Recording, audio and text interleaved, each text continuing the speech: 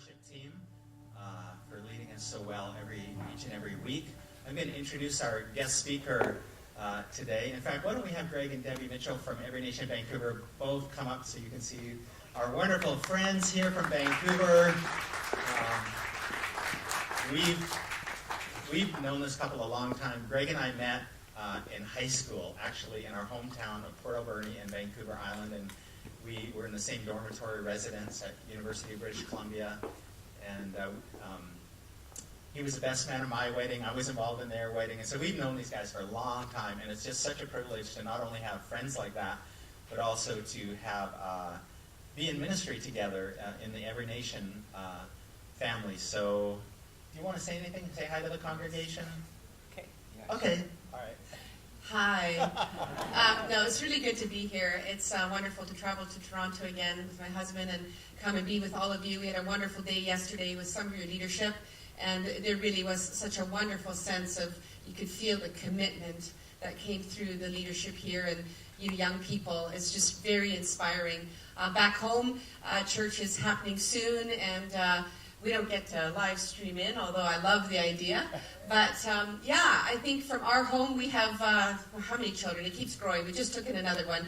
But we are a family of 11 now, so 4 of our own children, and then we took in 7 more. And we just do life. I think our home and our church is extremely multicultural, but we like it that way. And I just hope that we can bring a blessing to you today as much as Bert and Sheila have been a blessing to us over the years. So thank you for having us. Thanks, Deb. Just by way of further introduction, because he doesn't like to, this is like my smart brother. So after graduating from UBC in education and he was a high school teacher in industrial arts, and then he went on to Regent College and did a 4-year Master's of Divinity degree and did the whole thing with the languages. And for those of you who are into theology, his mentor or supervisor was a guy named J.I. Packer, who's quite a famous theologian, and then he did doctoral studies, got his doctorate at Northwest Theological Seminary, and also in there got a diploma in counseling along the way. So anyway, but most of all, he just loves Jesus and loves the people of God, and so I just wanted to brag on him a little bit because he wouldn't do all that. So anyway, welcome, friend, and this is your church too, so go for it. Thank you so much. Well, it really is great to be here, and it does feel like home away from home. And so it's great to be able to spend time with you and time with the Thompsons. As you've heard, we've just known each other for a very long time. So I can tell all kinds of embarrassing stories about him. If you're interested in any of them, I have lots. So no, I'm joking. I just thought it might be good before we jump into looking at God's Word and the topic for today is that I can put up that slide of our family. This just gives, it's a few years old now, but it's the one we were still missing. How many? We're missing one in that one, but this just gives an idea of what our family is like. They're fantastic, and we are never bored. I will tell you that.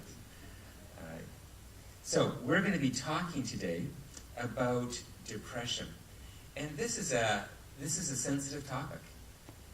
And if you struggle with depression, I've struggled with depression. It's tricky, and simple solutions are often just cruel. And so we want to be able to look at this topic in a way that's respectful to people who are struggling with depression, give some biblical understanding to this, and hopefully provide some hope as we look at this really important topic. You know, that it's a normal thing to struggle with this.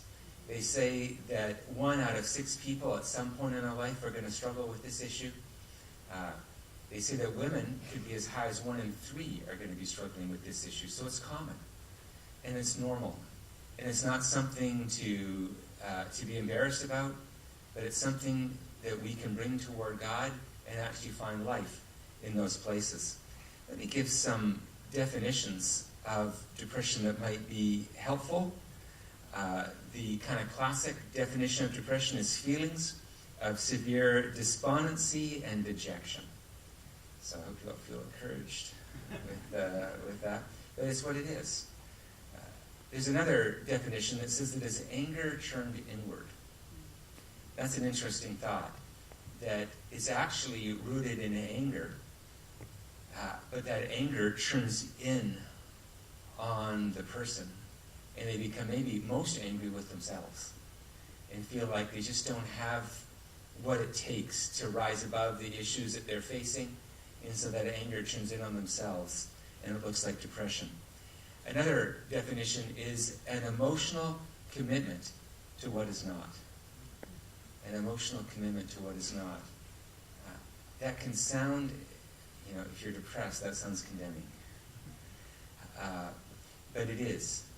It feels like a place where I feel committed, not maybe even mean to be, but it's like all I see is what isn't. And I just feel like I don't have the ability to see what is. The definition that I prefer is persistent hopelessness. Some people think, this is based in Proverbs 13:12. It says, hope deferred makes the heart sick. Some people think that depression is about grief or about sadness, and it's not. It's possible to be grieving, it's possible to be sad, and actually not depressed. Depression is where in that grief or in that sadness we can't find hope. And so what depression is kind of the opposite of is not happiness, but it's the opposite of hope. And so people who are struggling with depression, as I struggle with depression, it's a place where it feels like hope, you just can't quite grab a hold of it. And it feels like it's just kind of out of arm's reach. And that's what depression will be about. So it's not about having a lack of willpower or that you should just learn to be more positive. Those things, again, really become condemning thoughts if you're someone who struggles with this. It's more of the challenge of finding hope in a difficult place. An example of this would be Job. And if you've read the Bible, you know that he went through some pretty difficult times. And this is how he describes his experience of this. My groaning comes at the sight of my food.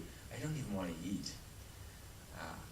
I just can't even imagine doing that right now. And my cries pour out like water. For what I fear comes upon me, and what I dread befalls me. I am not at ease, nor am I quiet, and I am not at rest, but turmoil comes. Here's what's interesting to know about depression, is that it's actually a form of honesty. I don't know if you've ever met people who are always positive, and you kind of want to tell them, hello, like life isn't exactly all that you're presenting it as being. And I wish that you would just be a little bit more honest. And so people who struggle with depression are actually being honest about where they're at and about the experience that they're in. So we can look at it as something that we should try to avoid, and it's a lack of faith and things like that. But people who struggle with this, I think in many ways are courageous. That they have the ability to look at life face on and say, life isn't ideal. And what I'm going through isn't great, and I'm not going to pretend that it is. And so it's helpful to know that, because we don't simply want to get over it or avoid it. Sometimes it's important to go through it. What then are the challenges? If that's some of the definitions of what depression is, what are the challenges? Well, the first challenge is that there's a variety of kinds of depression. And so each kind of depression has a different kind of treatment to it. There can be biological depression, where it's simply chemicals in our brain that aren't working very well and need to be adjusted. It can be chemical or biological. It can be historical. Some people call this developmental depression, where there's a series of difficult experiences all life long, or what we grew up with in our family of origin. It was just hard. And so that has done something to us and affected us. That's made it hard to find hope. It can be situational, where you've heard of maybe PTSD, where we've gone through a traumatic event and we're traumatized by it. And so the depression is actually linked to a situation that we're presently experiencing. Or it can be spiritual, where there's demonic attack and there's things coming against us that we didn't ask for, that we feel like we don't have any control over. And so that would be treated through prayer. So you have all these different kinds of depression and all these different ways of treating it, through counseling or through medication, through prayer. And so it's not fair to somebody to just give them a sweeping, oh, you're depressed, and this is the remedy for you. It's not that simple. And so we need to be respectful of that. What the second challenge would be not just the type of depression, but the source of that depression. Now, here's where it gets a little bit challenging. There is a tension. You can imagine kind of a line, a continuum. And on the one end is you're just a passive victim of depression that has kind of come on you. You didn't, you're not asking, nobody's asking for it, but it's something that's kind of happened to you. But if you slide that continuum to another side, it's being an active participant. Now, nobody wants to hear that side. Because you go, well, come on. I didn't ask for this. I didn't sign up for this. And it's cruel of you to say that I have a part to play. Here's why it's important to admit that both sides of this are true. If I'm totally a victim, and I'm totally helpless, and it's only something that has happened to me, then what that means is I continue to be a victim until my circumstances change, or God does something different, or something needs to change out there, and until that happens, I just have to sit here and wait for that to occur. There is actually a part that we play. Now, that's not about blame, but it is about a way out. Because unless I can take responsibility for something, then there's nothing that I can do to change. So there's this tension between legitimate reasons that aren't about us, things that have happened to us, biological factors, as well as internal choices. And we live in the tension of that if we suffer with depression. The danger of looking at the idea of choices is that we can blame ourselves. And that's not helpful. And if you've been depressed, you know how quickly blame comes. It's that anger turned inward. And we just say, I knew I was messed up, and now this preacher is telling me how it's all my fault. That's exactly what I needed to hear right now. Thank you very much. It's just not helpful. But, what depression does, now listen to this because this is really important. What depression does is reveal our false hopes. It reveals our false hopes. And that if my hope for life is having great circumstances, if my hope in life is in myself, those are false hopes. I'm not the hero of my life story. And so part of my depression comes from putting all the pressure on me to have to solve my life's problems. And that's a little depressing. Because if it's all about me, and about my ability, my insights, my willpower, that gets depressing. And so what the signs of depression do is reveal to us, oh, hold on here. Yeah, some things have happened to me that were out of my control. But I've thought perhaps that the way out of this is through somehow becoming a better, stronger, more capable person. And that actually adds to my depression instead of takes it away from me. Because now it puts all the pressure on me. And that actually increases my despondency. So, the good news of looking at that other side says that I'm not powerless. There's some choices that I can make that will help deal with these feelings that I have. So what is the approach then that we have toward treating these two sides of depression? One, where we're kind of a powerless victim, that something has happened to us. And the other is that we're an active participant. How do we deal with both sides of what depression is? As victims, what we do here is we learn to receive love from God and from others. We learn how to receive. This isn't a moment where we pick up our bootstraps, as that old saying is, where we pick ourselves up and try to think happy thoughts and get on with life. This is a time to learn how to receive. I've gone through a number of seasons of depression throughout my life. And one of them was about, I would say, 5 to 7 years ago. And some really difficult stuff happened in our church. And it overwhelmed me. And I can remember thinking to myself, Greg, just find some faith. Just try harder. And I can remember I'm a pastor at this point, and so I'm trying to preach. And I'm writing out my sermons, and I can't even concentrate on typing. And then I stand in front of people, and I can't even put together sentences that make any sense. And I'm saying to myself, as anger turned inwards, I'm saying, just would you just stop feeling this way? Would you just get over it? And I couldn't. Because this was a time in my life where the emphasis that God was having in my life was not learning how to be stronger and better. It was learning how to receive. So let me give some advice to you. If you have friends who are struggling with depression, the last thing that you give somebody who's depressed, the last thing you give them is advice or a pep talk. Please don't do that. It's cruel to us. I'm depressed, and somebody will say, well, have you looked on the bright side? And I'm thinking, wow, never thought of that.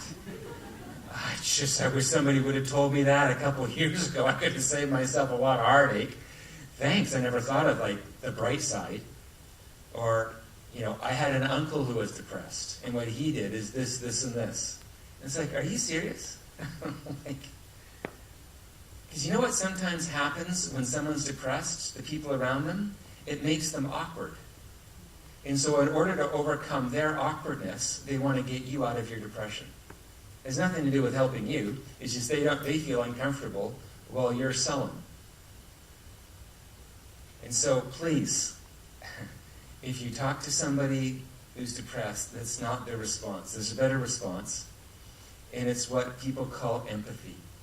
I like the definition of empathy. It means to suffer together. Isn't that an interesting idea? That empathy, basically, that the best thing that you can do with somebody who's depressed is sit with them so they don't feel alone. Is to sit with them in their sadness, in their discouragement, in their hopelessness. Now, why is this an important thing to do? I want you to grab hold of this. This isn't just endorsing someone's self-pity. That's not what's going on here. What empathy does, what sitting with someone does in their hopelessness, is give a very, very important message.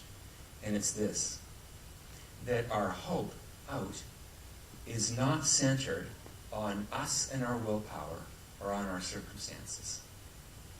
There's a way to have hope in depression. Romans 8:39 says this: neither height nor depth will be able to separate us from the love of God. I remember the first time that I was depressed, or at least I knew that I was. And I was talking to my mentor, and he's a clinical psychologist. It's really helpful having a mentor who's a psychologist. What he did is he drew a line on a whiteboard. And he says, this line, it was an upward line, looked like this. And he says, this line looks like normal. And people think that there's a way to live that's just a nice, gradual uphill incline toward a better and better life. From glory to glory, hope to hope, just everything's going really well. And then what happens is, something comes along and the line bends. And it's no longer in that trajectory that we think normal is. And so when the line bends and something difficult happens in our life, we think the goal is to bend that line back up to normal. And he says, Greg, normal doesn't exist. And the challenge of depression is not to get out of it, it's to find God in it.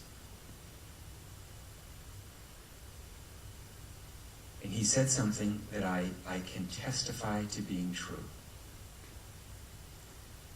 When you're depressed, you find a dimension of God that you will never experience if you never experience depression.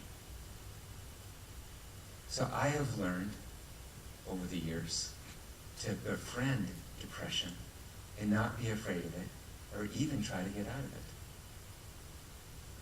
What my Father is teaching me is how to find him in the heights but also in the depths of life.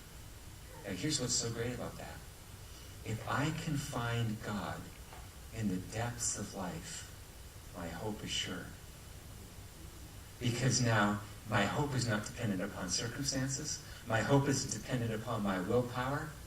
My hope is found in a God who can even be found in the worst of circumstances. And that makes my hope sure. Nothing can separate me from the love of God that is found in Christ Jesus. Not height nor depth. And that kind of hope is a sure hope.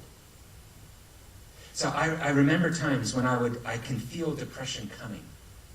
And it's like, oh no, here it comes. I know where this is heading. And I'm trying so hard to keep that line on what I think normal should be. And I'm fighting against it. But now I'm remembering, oh, hold on here. My depression isn't going to separate me from the love of God. In fact, it's going to clarify where my hope lies. Isn't that outstanding? And I actually, get this, maybe this isn't going to be true for you, but it's true for me. I actually need depression to clarify my hope. Because whenever I'm depressed, I know that my hope has moved off of me, off of God, and onto someone or something else. Depression reminds me where my hope lies. Psalm 33:20 says this. It tells us to wait in hope for the Lord. Don't wait in hope for a situation to change. Don't wait in hope for the skies to clear. I come from Vancouver. We get a lot of rain. And people who move to Vancouver actually get depressed. You can have a few weeks of not seeing the sun. And they go, really? It's just really hard. And so I can say that my hope is in clear skies. But the Bible would say, hope in me. Because that hope is sure. So that even when the skies aren't clear, even when things aren't going well, even when I got dismissed from my job, even when I can't see God, I know that he's still near. And so if you have somebody who's struggling with depression, the reason why you sit with them in that depression is that you're giving them a physical experience that just as your depression is not separating you from me, nor is your depression separating you from God. And so that's why we sit and why we don't give advice on how to get out. There's a quote by Claude Claudel. He's a French Catholic poet from a few centuries ago. Listen to this quote. I think you're really going to like it. This is what he says. Jesus Christ did not come to take away suffering from the world. He did not even come to explain it. That's interesting. What do most people complain about? Why is there evil in the world? Why is there suffering in the world? He says Jesus didn't even come to explain it. Listen to this. He came to fill suffering with his nearness. That's beautiful to me. When I'm depressed, I would like him to take it away, or I want him to explain it. He does neither. He fills that depression with his nearness and shows the power of his glory, that even my sadness and depression can't separate me from him. And ironically, in that place, I find a better hope. That's number one. So the first thing that we do is kind of nothing. We befriend depression, and we trust that Jesus can be found in those places. Even, we don't find him to get out, we find him in. For our hope is in the Lord. The second thing is as participants. So we're victims, but we're also participants. And as participants, we give love. So the first thing that we do is we find love even in the midst of our depression. And the second thing we do, even while we're depressed, is we give love to God and others. I remember again my mentor saying, the best thing that you can do if you're depressed is walk outside of your house, lock the door behind you, because you might be a bit paranoid, and walk across the street and love someone else while you're not doing well.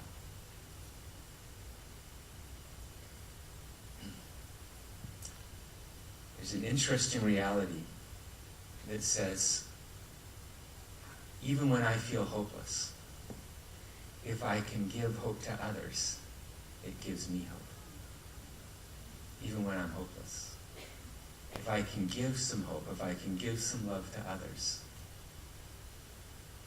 it reorients my life and gives me hope, even when I can't find it for myself. He goes on to talk about what he does when people come to him who are suicidal. This is an interesting idea. People come, and these are people who are seriously considering committing suicide. There are some instances where people are doing it more as a cry for help. I think everybody's doing it for a cry for help, but there's some who are very committed to following through. And so what he does is he sits with them. They receive from him. He sits with them in their depression and hopelessness. And then he says a very interesting thing. I would like you to come and visit me 2 days from now. And what I want when you come visit me, he says, I'm a coffeeholic. And what I need you to do is I need you to come with a coffee, 2 sugars, no cream. That's what he says, 2 sugars, no cream. Do you got that? Oh, that's right, 2 sugars, no cream. Now for the next 2 days, what are they thinking about? 2 sugars, no cream, 2 sugars, no cream. What is that? Is that just a clever psychological technique? No, it's not. In the middle of my hopelessness, I get to think about someone else and what they need. And that gives me hope to go through another day, even when I don't have hope for myself. So we live in the tension between these two realities. One, where we need to learn and sit and just receive. And the other is, even in the midst of our discouragement, we love someone else. And in the tension of those two things, the sky's clear. And hope returns. Not because we were trying to get out of it, but because we found God and loving others in it. I just think that's remarkable. Hope deferred, then, is an opportunity for us to love God. Let me just explain this. Some people ask, why doesn't God answer all of our prayers? And I'd like to suggest something to you. You don't have to agree, but I'd like to suggest something to you. When God answers our prayers, that is Him loving us. When God doesn't answer our prayers, that's us loving Him. When God doesn't answer our prayers, it gives us an opportunity for us to show our love for God, not because of what we can get from Him, but because we love Him. And so I think when God doesn't answer our prayers, when we stay depressed, it's an opportunity for us to love God for his benefit, not just our own.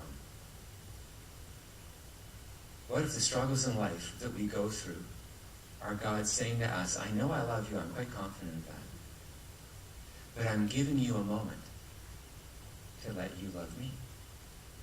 And in that, we'll have a relationship where I've loved you and you've loved me. Now we have a reciprocal relationship. And your hope will return in that. It's a powerful thought. Romans 5, verses 3 and 4 says this, we glory in our sufferings because we know that suffering produces perseverance. Perseverance, character, and look at that. And character, hope. Perseverance is not trying to get out of it. It's saying this, I might be in this for a while. I can't control that.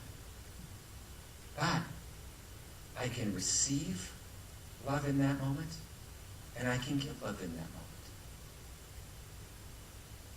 moment. My wife is an amazing person, and one of the things that she does when she goes through a difficult time is she asks the Holy Spirit who she should send a text of encouragement to. So she's going through a super difficult time.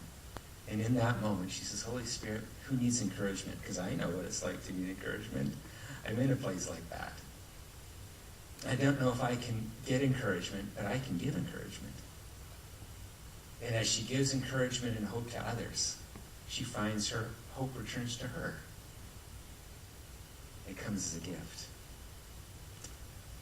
In conclusion, the truth is our hearts hope for heaven. At the end of the day, this world will never be all that we hoped it would be.